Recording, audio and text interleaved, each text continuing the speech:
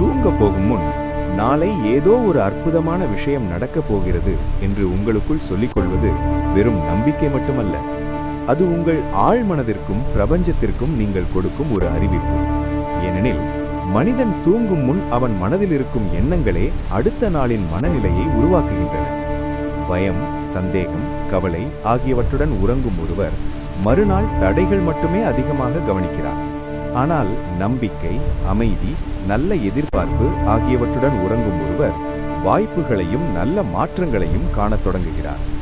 இதன் பின்னால் இருக்கும் ஆச்சரியமான உண்மை என்னவென்றால், உங்கள் ஒவ்வொரு எண்ணமும் ஒரு அதிர்வெண்ணாக மாறி பிரபஞ்சத்தில் பரவுகிறது.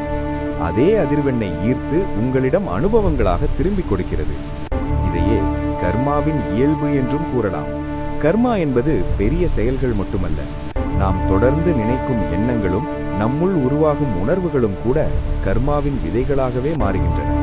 அதனால்தான் தூங்கும் முன் நம்பிக்கையை விதைக்கும் ஒருவர் தன் வாழ்க்கையில் நல்ல மாற்றங்களுக்கான மனநிலையை உருவாக்குகிறார்.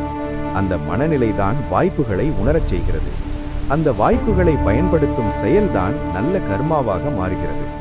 எனவே நேற்றைய கவலைகளை மனதில் சுமந்து கொண்டு உறங்காதீர்கள். அதற்கு பதிலாக நாளைய நாள் ஏதோ ஒரு நல்ல மாற்றத்தை கொண்டு வரும். இந்த பதிவு உங்களுக்கு பிடித்திருக்கிறதா?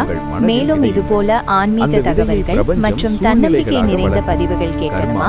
KYR ஆன்மீக உலகம் யூடியூப் சேனலை சப்ஸ்கிரைப் பண்ணுங்க. மறக்காம பெல் பட்டனை கிளிக் பண்ணுங்க. நன்றி.